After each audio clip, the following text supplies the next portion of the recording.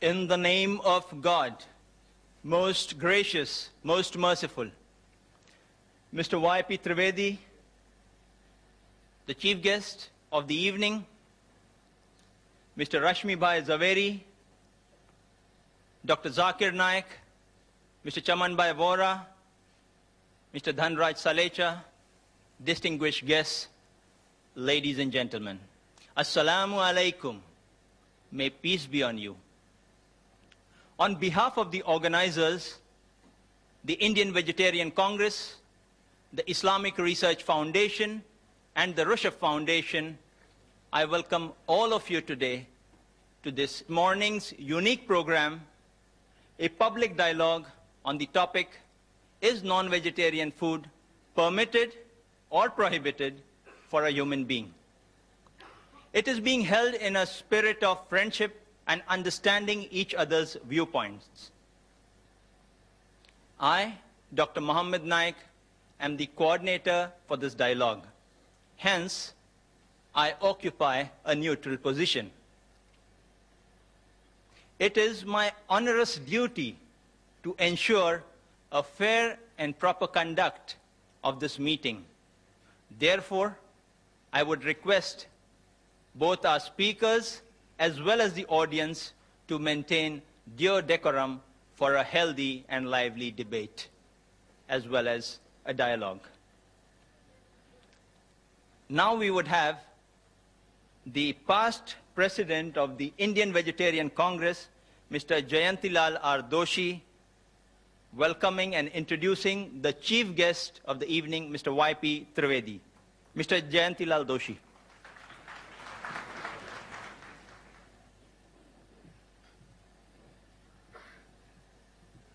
Mr. Y.P. Trivedi is a very senior advocate in Supreme Court of India and leading tax expert of Mumbai.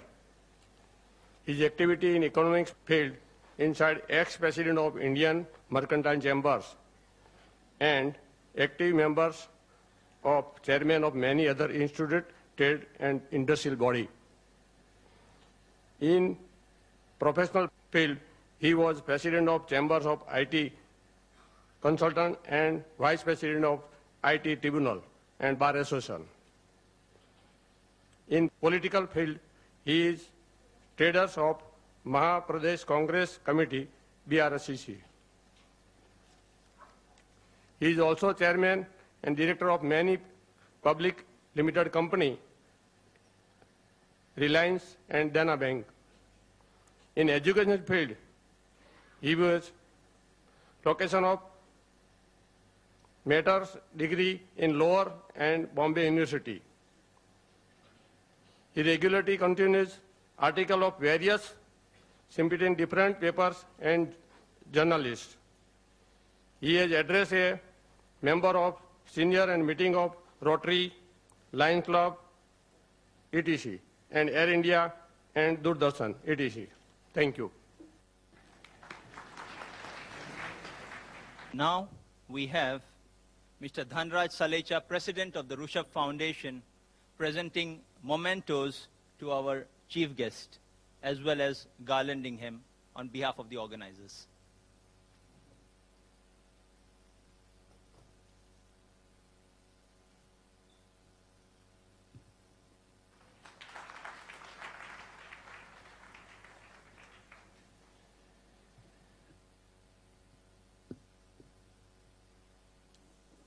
Now we have our chief guest, Mr. Y.P. Trivedi, addressing our audience collected here today. Mr. Y.P. Trivedi.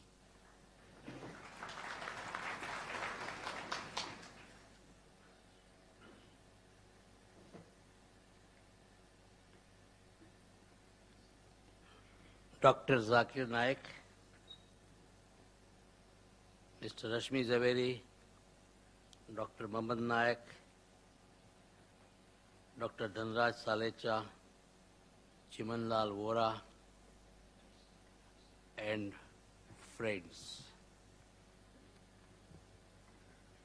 Before I give my introductory speech, I have been told, and I think I would like to repeat and say with great firmness, and one of the greatest friend and the greatest enemy of our civilization is the cellular phone. And all those who have got cellular phones, it's a great friend, you know, when you are in absolute necessity, and when you are in a meeting, it's a great enemy. So I would request all those with cellular phones, please switch off the phone and do not disturb, because it disturbs the train of thinking of those who are speaking, on those who are attending and are listening very attentively. Friends, I welcome all the speakers and all of you here to this very healthy debate which is taking place. I believe that this should be the beginning of similar debates which should take place in the times to come.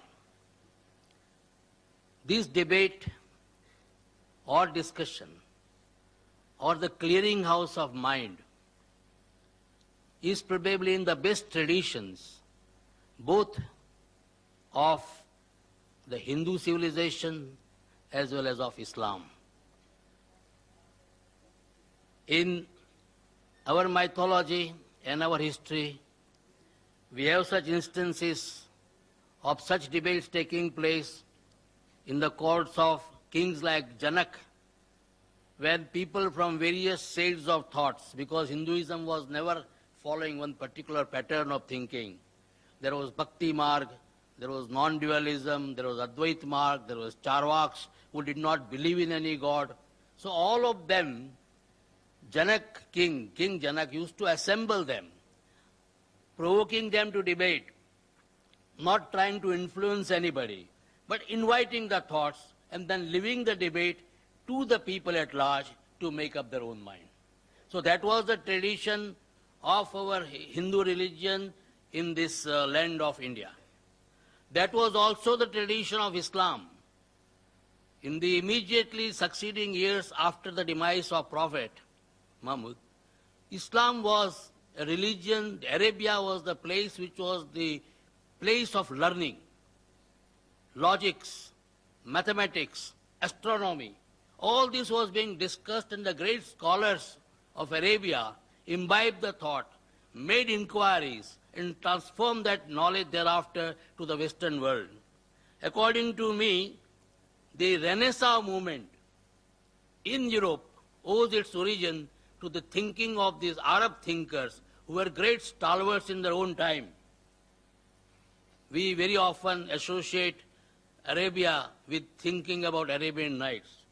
But let me tell you that apart from the strides which they made in the field of fiction and some of the most imaginative fictions, at the same time in the field of science, technology, thinking, logics, mathematics, they made great strides. That is why today also, in spite of all their achievements, the West is still talking about the numerals as the Arabic numerals. And this is how Islam also in those days used to think openly. That tradition has been continued because I believe in the realm of King Akbar. He also used to call people from all religions, even the Christians who came at that time. They landed on the shore of India. They were also called and they were asked to explain what are the tenets of the religion. So this sort of a healthy debate is something which is an absolute necessity for the development of any cultured, civilized and tolerant society. Dr. Vora said that he is neutral. Let me tell him and all of you, I am also neutral. If I would not have been neutral, I would not have been made the chief guest. And I do not wish to desire to make any final comment on the subject. But one school of thought I would like to narrate here, which I read at some place, that all those animals in nature who are grass eaters, the animals which are thriving on leaves, they have got bovine teeth. They do not have canine teeth. All those animals which are eating flesh, meat eaters, they have got canine teeth, what we call Rakshi. Human being is the one species which has got both bovine teeth as well as canine teeth. So it is very likely that nature wanted this species to survive. Nature considered that this species, human